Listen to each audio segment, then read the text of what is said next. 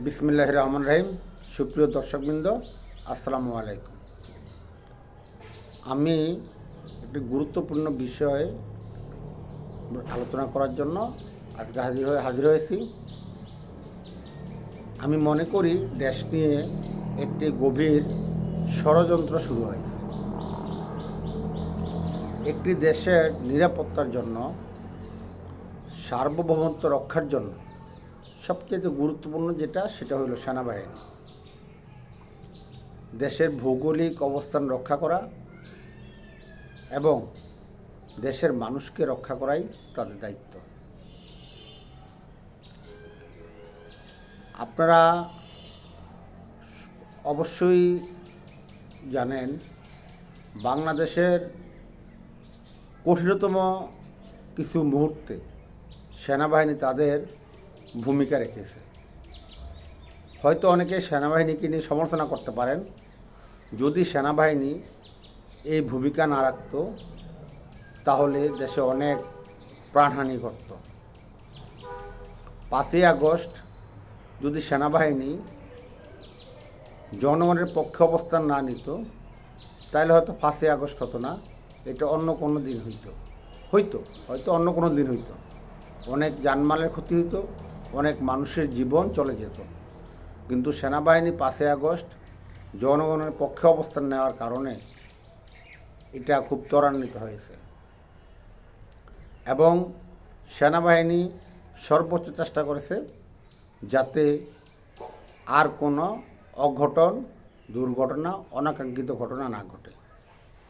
সেনাপ্রধান সেই উদ্দেশ্যে ক্যান্টনমেন্টে 5 তারিখে জাতীয় পার্টি, বিএনপি সহ সকল দলকে উনি ডেকেছেন এবং সবার সাথে পরামর্শ করে উনি বঙ্গভবনে গিয়েছেন। এবং এর পরবর্তীতে আমি খেয়াল করেছি, ওয়াকারুজ্জামানকে নিয়ে যতই সমালোচনা করা হোক, উনি কিন্তু একটি শান্তিপূর্ণ পরিবেশ চেয়েছেন এবং উনি বলছেন খুব দ্রুত সময়ের মধ্যে যাতে একটি নির্বাচন হয় শান্তিপূর্ণভাবে। সেনাবাহিনীর বর্তমান ভূমিকায় ওনারা রাষ্ট্র ক্ষমতা নিতে চান অথবা শাসন ক্ষমতা নিতে চান, এই ধরনের কোনো উদ্দেশ্য ওনাদের মধ্যে আমি দেখিনি। এবং শুরু থেকে এই পর্যন্ত দেশের আইনশৃঙ্খলা পরিস্থিতি নিয়ন্ত্রণে, জানমালের নিরাপত্তার জন্য সেনাবাহিনী মাঠে কাজ করছে। 5 তারিখে যেভাবে আইনশৃঙ্খলা বাহিনীকে ভেঙে দেওয়া হয়েছে, পুলিশকে যেভাবে আক্রমণ করা হয়েছে, যেভাবে থানা থেকে অস্ত্র লুট করা হয়েছে, থানাতে আগুন দেওয়া হয়েছে, এই পরিস্থিতিতে যদি সেনাবাহিনী ভূমিকা না নিত, আমার মনে হয় না দেশ এতটুকু অন্তত থাকত। আরও বেশি অরাজকতা অথবা অস্থিতিশীল হইতে পারত। তারপরও হচ্ছে। এর মধ্যে আমরা কিছু লোককে দেখি সেনাবাহিনীকে নিয়ে বিষোদ্গার করা। এমনও ব্যক্তি, আমি খুব আশ্চর্য হই, ওনার নামের আগে ব্যারিস্টার, উনি একটি দলের সেক্রেটারি ফুয়াদ। সে প্রকাশ্যে বক্তৃতা দিয়ে বলেছে ক্যান্টনমেন্টকে উড়িয়ে দিতে হবে। কতটুকু দুঃসাহস হলে অথবা কতটুকু বেকুব হলে সে কথাটা বলতে পারে? বাংলাদেশে 18 কোটি মানুষের বসবাস।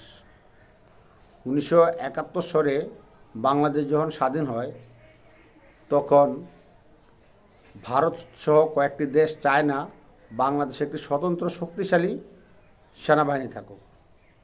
কিন্তু বাংলাদেশ সরকার সবসময় সেনাবাহিনীকে শক্তিশালী করার চেষ্টা করছে, বহিঃশত্রুর আক্রমণ থেকে নিজের ভূখণ্ডকে রক্ষা করার জন্য, নিজের দেশকে রক্ষা করার জন্য।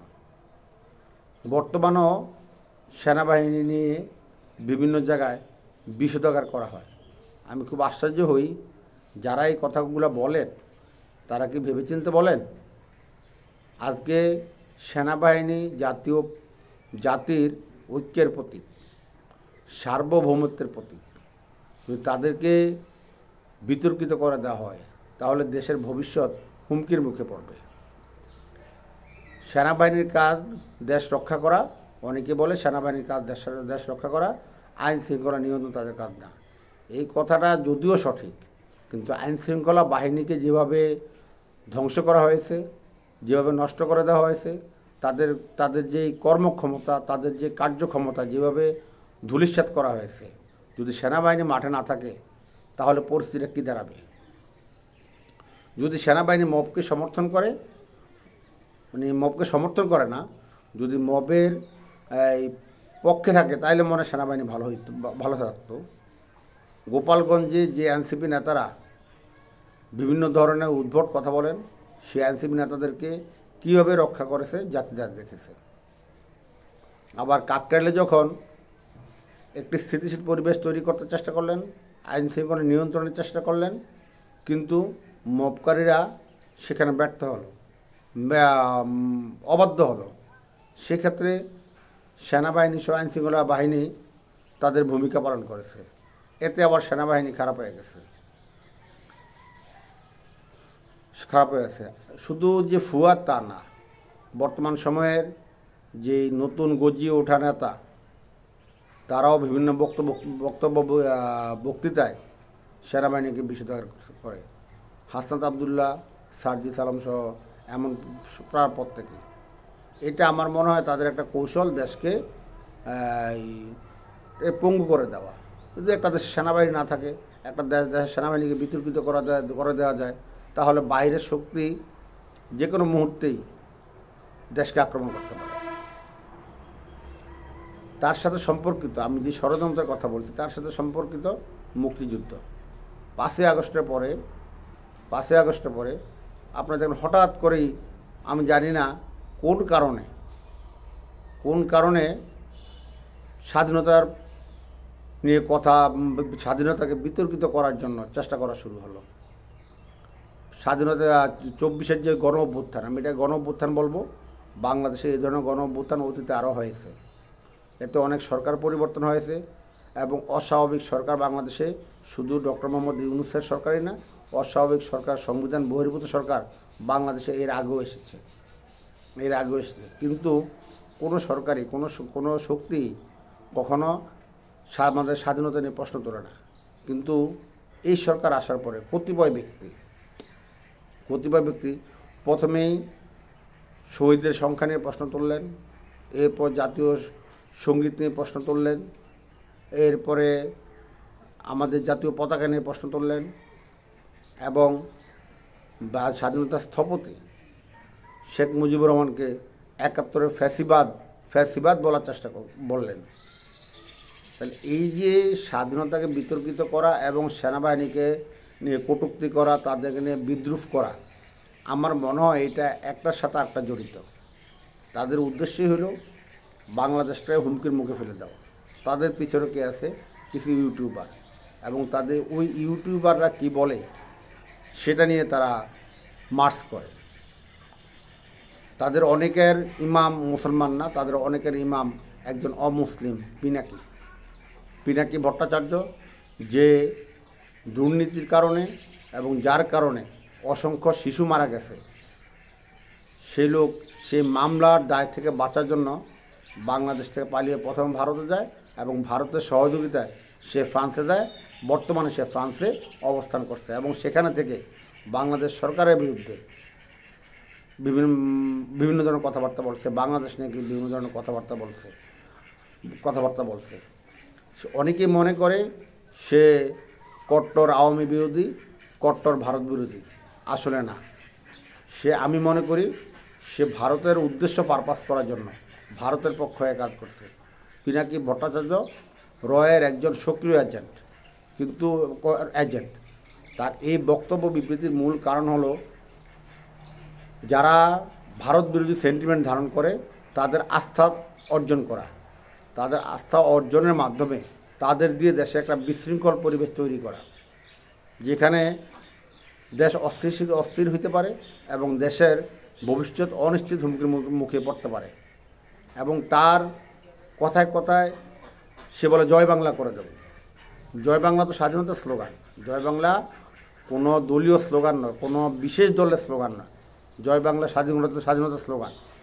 এই স্লোগান স্বাধীনতা এবং বীর শ্রেষ্ঠদের বাড়িতে হামলা করা, এবং অনেক 7 জন আমাদের সাথে গর্বিত বীরশ্রেষ্ঠ তাদের প্রতিকৃতি ভাঙ্গা হলো। এগুলো কিসের লক্ষণ? দেশকে আনস্টেবল করা, দেশকে হুমকির মুখে ফেলে দেওয়া, সেনাবাহিনী নিয়ে বিতর্ক তৈরি করা, সেনাবাহিনীকে বিতর্কিত করা এবং একই সাথে 71 নিয়ে কথা বলা, এই দুইটা সম্পর্কিত। আমি মনে করি আমার এই ভিডিওটি যারা দেখছেন, আপনারা আমার এই বক্তব্যের সাথে যদি আপনাদের সুচিন্তিত কোনো মতামত থাকে সেটা আপনারা দেখবেন। কারণ এই শক্তি যারা স্বাধীনতা নিয়ে বিরোধিতা করে তাদের পিছনে কে? তাদের পিছনে স্বাধীনতা বিরোধী হানাদার 71-এ পাকিস্তানিদের দোসর। তারাই প্রথম শহীদদের সংখ্যা নিয়ে প্রশ্ন তুলছে। এরপর অনেককেই দেখছি তাদের সাথে সুর মিলাতে এবং ওদের সাথে এই পিনাকি ভট্টাচার্য কথায় কথায় বলে জয় বাংলা করে দেবো। তার মানে জয় বাংলাকে সে ধ্বংসের একটি প্রতীক দাঁড় করানোর চেষ্টা করছে, স্বাধীনতাকে ধ্বংসের একটি প্রতীক দাঁড় করছে। এই যে যারা 71-এ বাংলাদেশে গণহত্যা করলো, পৃথিবীতে এত বড় গণহত্যা আর কখনো কোথাও হয়েছে বলে আমি জানি না। হ্যাঁ, হতে পারে, কিন্তু এত বড় একটা গণহত্যা থেকে পাকিস্তানকে দায় মুক্তি দেওয়া উদ্দেশ্য নাকি দেশকে অস্থিতিশীল করার উদ্দেশ্য? আমি আশা করি যারা আমার এই ভিডিওটি দেখছেন আপনারা সবাই আমার এই বক্তব্যটি কষ্ট শুনছেন। আপনারা চিন্তা করবেন, যদি সেনাবাহিনী বিতর্কিত হয় অথবা ক্ষতিগ্রস্ত হয় তাহলে আমাদের সার্বভৌমত্ব হুমকির মুখে পড়বে। আমাদের মনে রাখতে হবে এই দেশটি আমাদের সবার, এই দেশটি বিশেষ কোনো গোষ্ঠীর না। যারা এই দেশটি চায় না, যারা এই দেশটির জন্ম স্বীকার করে না, আজ পর্যন্ত যারা 1971 সনের তার যেই গণহত্যার দোসর, পাকিস্তানি হানাদারদের দোসর, তারা আজ পর্যন্ত তাদের ভুল স্বীকার করে না এবং তারা বাংলাদেশের জন্মের যে আগে পাকিস্তান জন্মেরও বিরোধিতা করেছিল। তাদের উদ্দেশ্য ছিল অখণ্ড ভারত। 1941 সনে জামাত প্রতিষ্ঠিত হওয়ার পরে যখন দাবি উঠল মুসলমানদের জন্য আলাদা একটা আবাসভূমি যেটা পাকিস্তান, এই বিরোধিতা করেছিল জামাতের প্রতিষ্ঠাতা আবু আলা মওদুদি।